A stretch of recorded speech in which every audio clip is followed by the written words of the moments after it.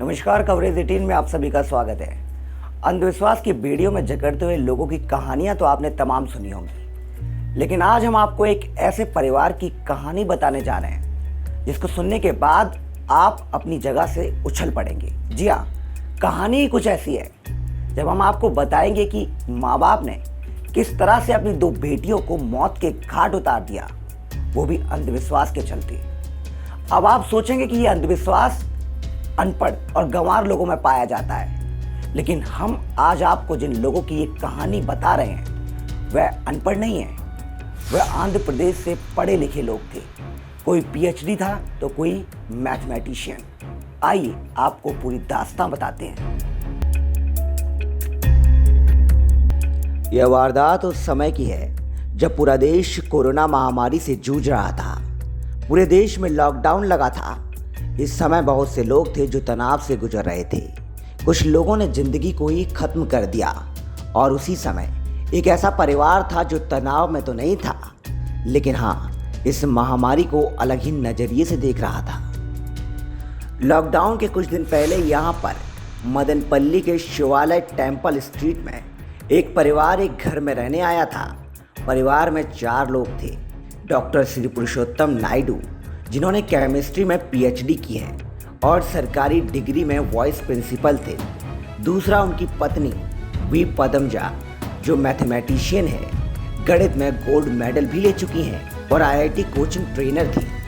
इनकी 2 बेटियां हैं, 27 बरस की अलख्या और 22 साल की साई दिव्या। दोनों ही अच्छी खासी पढ़ी लिखी थी।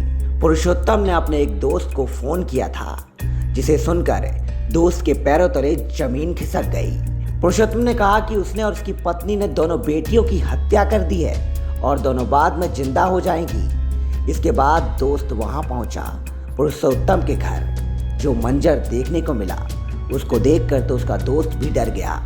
घर में खून ही खून बिखरा पड़ा था। दोनों बेटियों के शव भी खून से लथपथ पड़े हुए थे। दोस्त ने खुद को संभालते हुए सीधा पुलिस के पास पहुंच जाता है, जहां पूरी घटना की जानकारी दी जाती है। फिर डीएसपी ए रवि मनोहर आचार्य पुलिस की टीम को लेकर मौके पर पहुंचे तो देखा कि पदमजा एक कमरे में फर्श पर बैठी हुई थी। पुरुषोत्तम सोफे पर। एक बेटी का शव कमरे में पड़ा हुआ था तो वहीं दूसरी बेटी का शव पूजा के कमरे में। एक बेटी के शरीर पर लाल कपड़े थे तो वहीं दूसरी बेटी के शरीर पर कोई कपड़ा ही नहीं था। दोनों ही कमरों में खून फैला हुआ था। इसके बाद फिर पुलिस ने दोनों शवों को अपने कब्जे में ले लिया। पुरुषोत्तम और पदमजा को हिरासत में लिया गया और जांच शुरू कर दी गई। 55 बरस के पुरुषोत्तम को आईपीसी की धारा 302 के तहत आरोपी नंबर 1 बनाया गया। 50 वर्ष की पदमजा को आरोपी नंबर 2।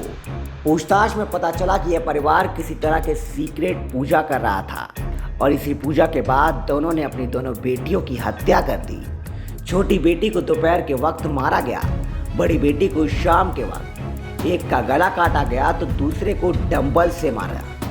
दोनों आरोपियों को यकीन था कि 25 जनवरी की सुबह सतयुग शुरू हो जाएगा और उनकी बेटियां दोबारा से जिंदा हो जाएंगी। माँ को लगता था कि उनकी बड़ी बेटी शिव का अवतार थी और पदमजा ने अपने पूरे परिवार को भी इस बात का भरोसा दिलवा दिया था। सभी यह मानने लगे थे कि आलेख्या शिव का अवतार थी। खैर, डंबल की घटना के बाद पुलिस आरोपियों की गिरफ्तारी के पहले दोनों का कोरोना टेस्ट करवाने ले गई। 26 जनवरी के दिन वहां पदमजा ने टेस्ट कराने से मना कर दिया। जिद पर अड़ गई, कहने लगी, मैं शिव हूँ, मेरे शरीर के कड़ से ही कोरोना आया है। यह बिना वैक्सीन के इस्तेमाल से मार्च में चला जाएगा। मेरे गले में हलाहल हो रहा है। कोरोना टेस्ट करने की कोई भी ज़रूरत नहीं है।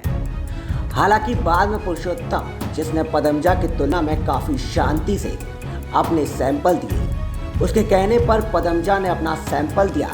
दोनों को फिर सिविल जज के सामने पेश किया गया, जहां से उन्हें 14 दिन की न्यायिक हिरासत में भेज दिया गया। इसके पहले मदनपल्ली सरकारी अस्पताल में दोनों का मानसिक चेकअप भी हुआ, जहां डॉक्टर्स को पता चला कि पदमजा के पिता एक मानसिक बीमारी के शिकार थे और इलाज के दौरान उनकी मौत हो गई थी। इसके अलावा पदमजा का चेकअप करने वाली डॉक्टर राधिका ने बताया कि पदमजा एसडीडी यानी कि शेयर डिल्यूजन डिसऑर्डर, जिसे शेयर डायकोसिस डिसऑर्डर भी कहते हैं। डॉक्टर राधिका से जब इस बीमारी के बारे में पूछा गया तो उन्होंने बताया कि आरोपी नंबर 2 का कहना था कि उसे पूरा भरोसा है कि कलयुग खत्म होगा और सतयुग आएगा। उसे यह भी लगता है कि उसकी बड़ी बेटी शिव थी। उसे यह भी लगता है कि दोनों बेटियां जिंदा होंगी और दुनिया को बदल देंगी। इस लॉकडाउन में उन्होंने पूजा करना शुरू कर दिया था। वे किसी से मिलते नहीं थे और पदमजा के डिल्यूजन से बाकी लोग भी प्रभावित हो गए थे। आइए तो आपको अब उस एसएसडी के बारे में बताते हैं जिसके बाद लोग अपने होश और हवास में नहीं रहते। वे रहते तो जिंदा हैं, लेकिन उनके साथ चलती है एक अजीब व गरीब दुनिया जो कि होती नहीं है, लेकिन वे उसमें विश्वास करते हैं, उसे सच मानते हैं। तो चलिए हम आपको बताते हैं कि ये आखिर एसएसडी क्या है।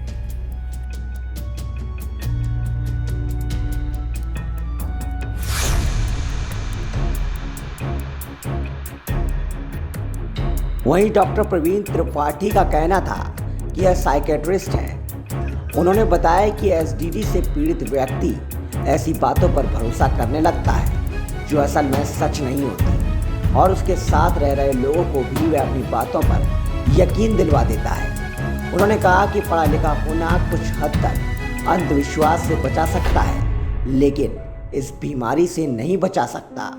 बीमारी किसी को भी हो सकती है।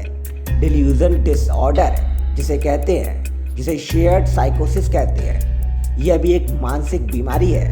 किसी को भी हो सकती है, चाहे वह अनपढ़ हो या पढ़ा लिखा।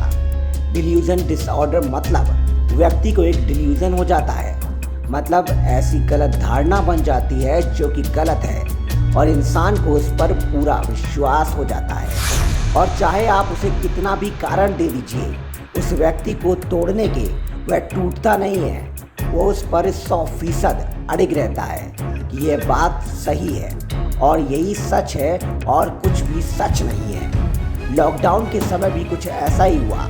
इन लोगों के साथ भी इन लोगों ने लॉकडाउन में लोगों से मिलना बंद कर दिया था। डॉक्टर का कहना था कि मान लीजिए कि एक परिवार है जो बाकी समाज से कटा हुआ है, और उस परिवार को जो सबसे डोमिनेट व्यक्ति है उसकी बात बाकी लोग सुनते हैं, जिसकी बात की इज्जत की जाती है। मान लीजिए उसे कोई डिल्यूजन डेवलप हो गया तो बाकी परिवार के लोग उसकी बात सुनते हैं, तो वो बिलीफ कई बार शेयर होने लगती है। याद है आपको जुलाई 2018, जहां दिल्ली के बुराड़ी में एक परिवार के 11 लोगों ने एक ही घर के अंदर मृत पाए गए थे। जांच के दौरान इस केस में भी पूजा और धार्मिक भावनाओं वाला एंगल सामने आया था। पुलिस का कहना है कि इस तरह के मामलों को डील करने के लिए पुलिस के सामने बड़ी दिक्कत होती है, क्योंकि आरोपी हार्डकोर क्रिमिनल नहीं होते हैं। ऐसे मामलों में आरोपी को लगता नहीं है कि उन्होंने कोई अपराध भी किया है। उन्हें लगता है कि वह एक रिवाज कर रहे थे और पुलिस बीच में आ गई। ऐसी स्थिति में पुलिस 24 घंटे आरोपियों के ऊपर नजर रखती है। कस्टडी के दौरान भी, उन्हें जेल में बंद होने के दौरान भी पुलिस ऐसे मामलों को बाकी मामलों से काफ़ी अलग तरह से डील करती है, सेंसिटिव के साथ, क्योंकि उन्हें भी इस बात का डर रहता है कि यह आरोपी कहीं खुद को ही नुकसान ना पहुंचा ले। दूसरा, जो मानसिक रोगी होते हैं उन्हें जेल में इलाज देने की पूरी कोशिश भी की जाती है। तो देखा आपने किस तरह से अंधविश्वास के जद में आकर लोग अपराध कर देते हैं और उन्हें पता भी नहीं चलता कि वे कितना बड़ा अपराध कर चुके हैं। ऐसे लोग आपके आसपास भी हो सकते हैं।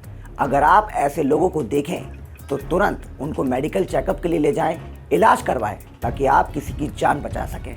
नमस्कार।